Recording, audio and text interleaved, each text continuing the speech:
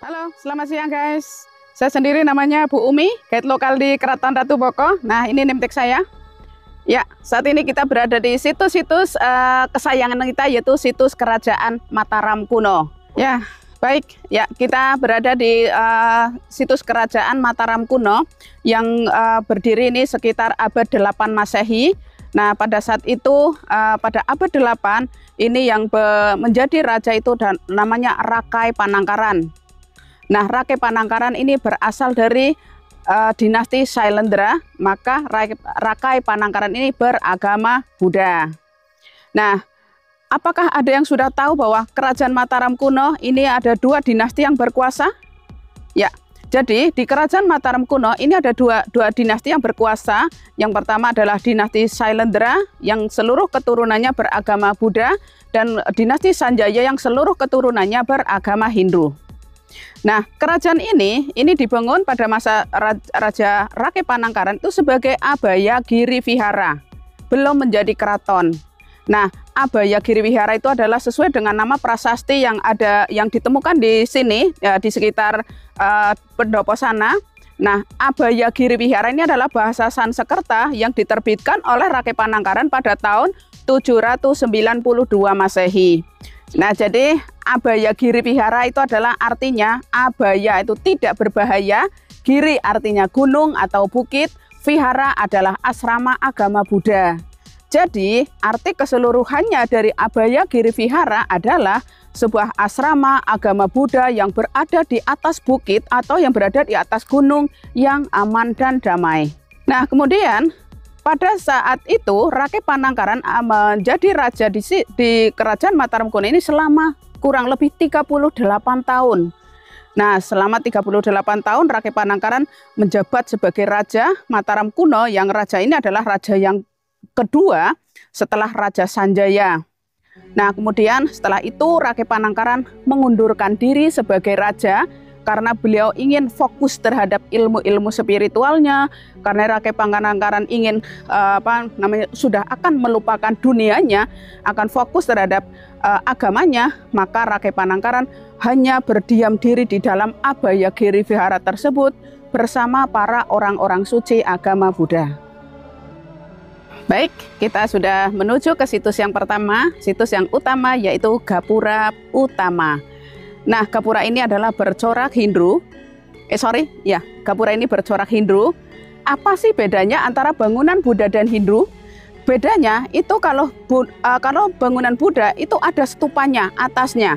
Itu adalah lambang suci. Sedangkan ini Hindu, di atasnya itu adalah lambang suci, yaitu namanya mutiara atau ratna. Nah, nanti kita bisa lihat di sebelah sana lebih dekat. Ya, karena ini Hindu, jadi pintu-pintu ini adalah untuk lewat para kasta-kasta. Yang tengah ini yang tengah lurus, ini adalah untuk kasta Brahmana sampai sana. Lalu diikuti kasta Ksatria, di belakangnya kasta Brahmana, karena kasta Ksatria ini adalah pasukan pengawal raja. Nah, kemudian yang sebelah sana adalah untuk kasta Waisa, sana juga Waisa, tapi nanti di belakang-belakangnya itu adalah kasta Sudra, kasta Sudra. Baik, nah sesampainya kita tamu-tamu sudah masuk, nah nanti dibagi sesuai dengan kasta masing-masing, Dan tidak lupa setiap gapura ini dijaga oleh kala. Kala ini adalah penjaga roh-roh jahat supaya tidak memasuki area yang suci. Sedangkan kala itu punya lidah, itu yang muter-muter, itu adalah lidahnya kala. Ya, mari kita lihat apa sih bedanya bangunan Buddha dan bangunan Hindu. Jadi semuanya itu disebut dengan candi, tapi belum tentu ada yang bisa membedakan. Nah, kalau bangunan Hindu itu ada pucuknya. Nah, pucuknya itu ujungnya itu bentuknya kerucut kayak gini, segitiga. Itu namanya mutiara. Itu adalah lambang suci. Begitu juga kalau Buddha pasti ada stupanya. Contohnya candi-candi Buddha seperti Candi Borobudur, Candi Sewu, Candi Lumbung, Candi Bubrah, ada Candi Mendut, Candi Pawon, itu adalah candi-candi Buddha. Nah, sebelum memasuki ke sana, dulu para bawahannya raja itu berdoa dulu di sana, di Candi Batu Putih. Nah, kenapa namanya Candi Batu Putih? Ya karena semua komponennya itu terbuat dari batu-batu putih. batu putih itu berbeda dengan batu andesit.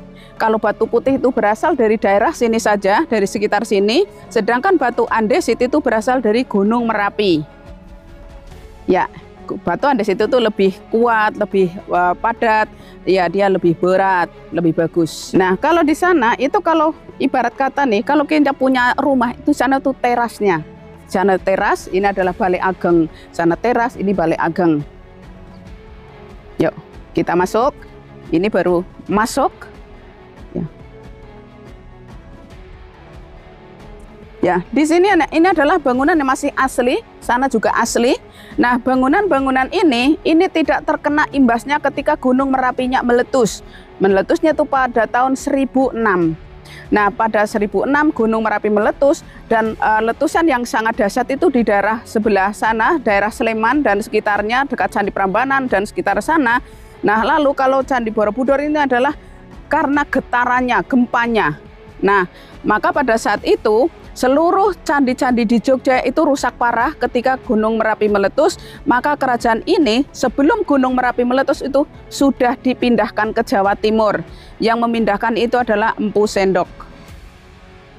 Ya, ini kurang lebih bangunan ini usianya sudah sekitar 1200-an tahun. Karena ini berasal dari abad 9. Ini yang membangun adalah Raja Hindu, yaitu Rakai Pikatan.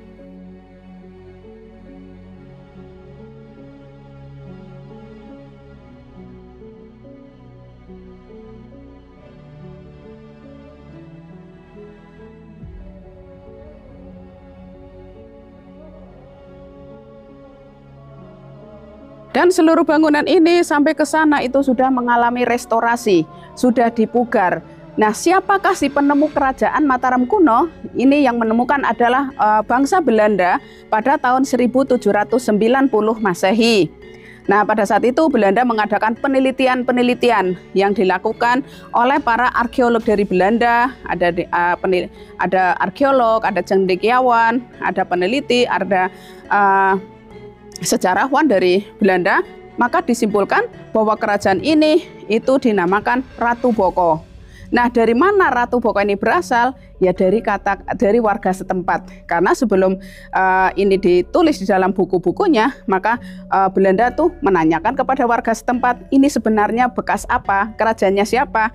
Ternyata warga setempat menceritakan tentang Ratu Boko. Maka ada 3 pedoman untuk penamaan situs. Yang pertama berpedoman kepada legenda, contohnya di sini namanya tetap dengan Ratu Boko. Dan yang kedua berpedoman kepada prasasti, contohnya dulu di sini pada abad 8 di sini namanya Abaya Giri Vihara. Dan yang ketiga ini berdasarkan kepada lokasi, contohlah kayak Candi Prambanan, Candi Kalasan, itu candi-candi yang berada di desa-desa tersebut. Nah, Candi Prambanan itu berada di desa Prambanan, demikian juga Candi Kalasan itu berada di desa Kalasan. Nah, berikut ini adalah batu-batu yang sudah ada batu baru, ada batu lama. Ini adalah sudah hasil restorasi yang direstorasi pada tahun 1954. Nah, ya, ini adalah batu baru. Batu baru itu selalu ada tanda-tanda lubang tengahnya. Ini adalah batu pengganti dari batu lama yang hilang. Ini lubang, ini lubang. Ini artinya batu baru ini pun ini usianya sudah 1000 tahun lebih. 1000 tahun lebih. Nah, kemudian kalau batu yang lama seperti ini yang tidak ada lubangnya, ini berasal dari abad 8. Ini usianya sudah 1300-an tahun. Nah, inilah batu andesit yang berasal dari Gunung Merapi. Nah, bagaimana cara merangkai batu? Merangkai batu di candi itu seperti kita masang Lego. Jadi seluruh batunya itu ada lingga dan yoni. Lingga itu adalah yang batunya itu ada yang menonjol. Nah, yoni itu batu tengahnya itu ada lubang. Nanti si menonjol nanti masuk ke dalam lubang. Itu namanya teknik interlocking. Itu lebih aman dibanding menggunakan semen. Nah, kalau menggunakan Lego tentu saja nanti pasti ada garis-garis atau ada rongga-rongga seperti ini. Nah, ini bisa bergerak seandainya ada gempa bumi. Jadi ini hanya bisa bergerak dan hanya bisa bisa mengikuti gerakan gempanya. Tapi kalau menggunakan semen tentu saja nanti bisa dia sudah tidak bergerak lagi. Dia tuh rapat tidak bergerak, maka dia bisa memecahkan batu. Maka dari itu antara pasangan menggunakan Lego dibanding menggunakan semen itu lebih aman menggunakan Lego atau menggunakan teknik interlocking, itu lebih aman. Nah, makanya ini batu-batunya itu masih bisa dipasang lagi karena batu-batunya itu masih kebanyakan itu masih utuh. Oke, kita jalan lagi. Ya, over there. Ya, istana is palace. Nah, di sini ini adalah 5 gerbang pintu. Nah, pintu-pintu ini adalah untuk lewat para kasta-kasta. Nah, yang tengah, tengah ini yang besar, ini adalah untuk lewat kasta Brahmana, lalu diikuti kasta Ksatria. Nah, pintu yang agak besar itu adalah untuk kasta Waisya, dan yang paling kecil-kecil itu adalah untuk kasta Sudra. Nah, di sana itu ada candi pembakaran. Nah, itu yang ada tingkat 2, candi pembakaran. Ini fungsinya adalah untuk upacara api suci agama Hindu, candi pembakaran, bukan untuk membakar mayat. Nah, kenapa ini tidak digunakan sebagai untuk pembakaran mayat? Tidak digunakan sebagai tempat pembakaran mayat karena dulu pada tahun 1943 ditemukan adanya sisa-sisa abu, dan abu itu setelah diteliti oleh arkeolog itu ternyata bukan dari abu manusia, melainkan itu adalah hasil pembakaran kayu, dan kayu yang dimaksud adalah kayu yang harum-harum seperti kayu cendana, kayu gaharu. Nah, itulah makanya di sini memang fix ini bukan tempat untuk kremasi. Nah, lalu kita jalan lagi. Nah, di sini adalah alun-alun. Nah, ini memang tanah lapang, tidak ada bangunannya. Ini alun-alun, tidak ada bangunannya, tidak ada apa-apa. Nah, ini adalah tempat untuk aktivitas. Baik itu untuk kasta Ksatria, Waisya, dan Sudra. Kasta Brahmana mungkin tidak ada di sini. Nah, lalu di sana itu, nah ini dulu yang baru. Ini baru. Nah, dulu Masnya ke sini belum ada ya? Belum. Nah, jadi ini adalah ini sedang dicarikan jodoh, Mas. Nah, jadi ini adalah pencarian jodoh, ini sudah selesai. Ini kemarin sekitar bekerja di sini sekitar 2 bulan mencari-cari batu yang berjodoh, yang pas sesuai. Nah, maka ini sudah jadi. Nah, sebenarnya ini sebelum dipasangkan di tempat yang sesungguhnya itu adalah disusun coba dulu. Ini namanya susun coba. Dipraktekkan dulu di luar. Nah, nanti kalau sudah oke, sudah fix, barulah nanti dipindahkan ke tempat yang sesungguhnya. Nah, namanya try and error.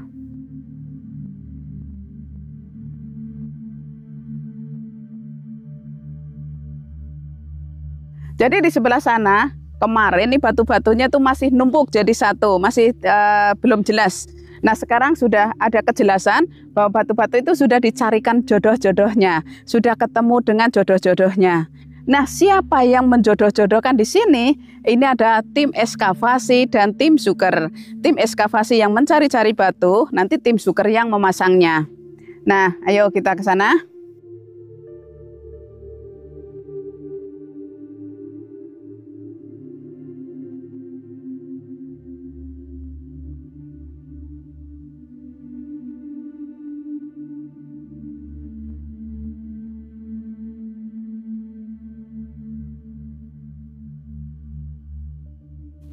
Ya, nah ini adalah batu-batu yang belum ketemu jodohnya. Ini masih single-single. Nah, contohnya batu candi itu pasti ada sepertinya, ada seperti ini.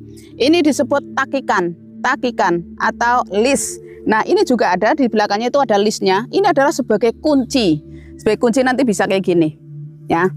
Nah, terus ada lagi ini yoni. Yoni ini butuh batu yang menonjol untuk masuk ke dalam sini, ceklik gitu. Ini yoni. Ini yoni, nanti yang pasangannya itu namanya lingga. Jadi batu-batu di sini semuanya punya pola masing-masing. Tidak ada batu candi yang sama, tidak ada pola yang sama, semuanya berbeda-beda. Nah, kalau ini sudah ketemu jodohnya. Sana sudah, dan di sana itu sudah. Tapi masih banyak yang belum. Yang belum nanti bisa menggunakan batu baru.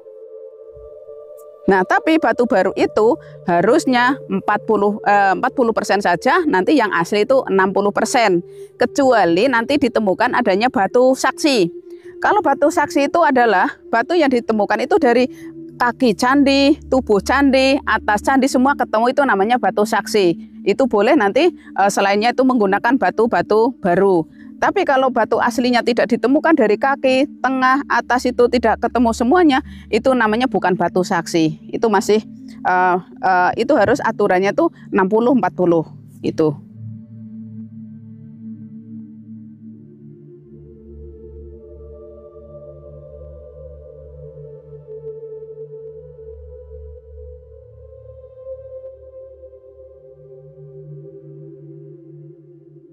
Ya, baik, di sini dulu ada atapnya, ada bangunannya. Nah, ini adalah tempat tiangnya berdiri. Ini tempat tiangnya berdiri. Lagi kita jalan ke sini lagi, ini ada juga tempat tiangnya berdiri. Mungkin jaraknya dari situ ke sini ada 3 meter. Setiap 3 meter itu ada tiang. Dan di sini 9 tiang, 9 tiang tengah, sebelah sana 9 tiang. Itu artinya di sini 27 tiang. Dan bangunannya semua dari bahan-bahan organik, tiangnya kayu, pagarnya kayu, atapnya menggunakan jerami. Dan keseluruhannya itu sudah tidak lagi ditemukan. Nah, karena tidak lagi ditemukan, maka tidak boleh dibangun lagi semuanya baru. Kenapa? Karena nanti merusak nilai sejarahnya. Setidaknya kalau mau dibangun lagi, yang asli itu harus 60%, yang baru nanti 40% saja. Ini adalah aturan dari Balai Pelestarian Cagar Budaya. Nah, beda lagi kalau aturan dari UNESCO. Kalau dari UNESCO nanti aturannya 75% yang asli, 25% yang baru. Nah, lebih berat loh. Ya, mari kita ke sana.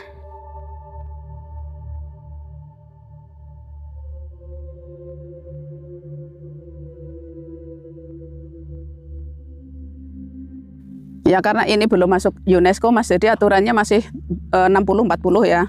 Tapi kalau sudah masuk UNESCO itu seperti Candi Borobudur, Candi Prambanan, Candi Sewu itu sudah 75 sama 25. 75 yang asli, 25 yang baru.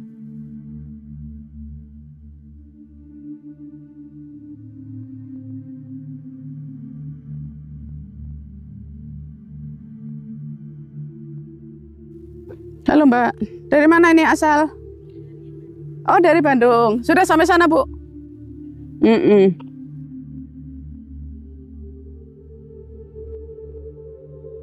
Baik ya, ini dua-duanya ini namanya paseban. Ya, paseban ini dibagi jadi 2 bagian.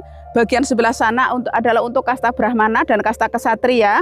Bagian sini adalah untuk kasta Waisya dan Sudra. Nah, yang untuk kasta Brahmana dan kasta Ksatria di sana itu adalah ada atapnya, ada fasilitasnya. Nah, tetapi untuk yang kasta Waisya Sudra ini memang tidak seperti kasta Brahmana, karena ini hanya seperti ini saja.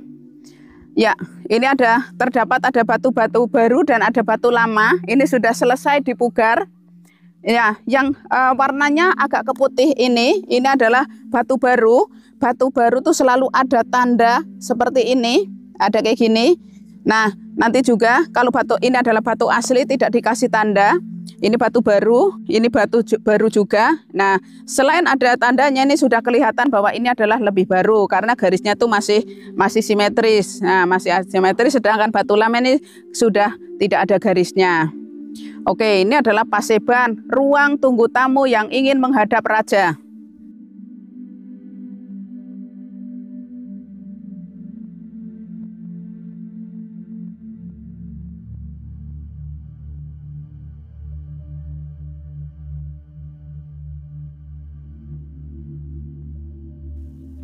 Ya, baik.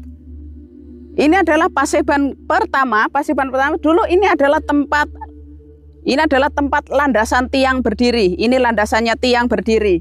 Nah, nanti 2 meter lagi ada tiangnya lagi sebelah sana yang ini menonjol. Nah, terus ini juga batu asli, ini asli, ini asli. Ini banyak asli. Nah, ini yang baru, ini baru. Berarti ini sebenarnya belum selesai dipugar. Ini batunya masih harusnya rata. Nah, ini masih kekurangan batu. Nah, batu-batunya nanti juga masih tersedia dari sebelah sana, di belakang sana, ada yang di bawah juga. Nah, dulu di sini ada atapnya. Seluruh bangunan di kerajaan ini dulu bentuknya joglo. Bentuknya joglo. Ya, joglo itu adalah rumah adat Jawa. Ya, baik. Untuk yang sesi pertama, sebelum dilanjutkan kita tutup dulu di sini. Nanti bisa dilanjutkan kembali. Ini adalah Kerajaan Ratu Boko itu berada di Jogja. Itu tepatnya di Desa Bokoharjo, Kecamatan Prambanan dan Kabupaten Sleman. Oke, terima kasih.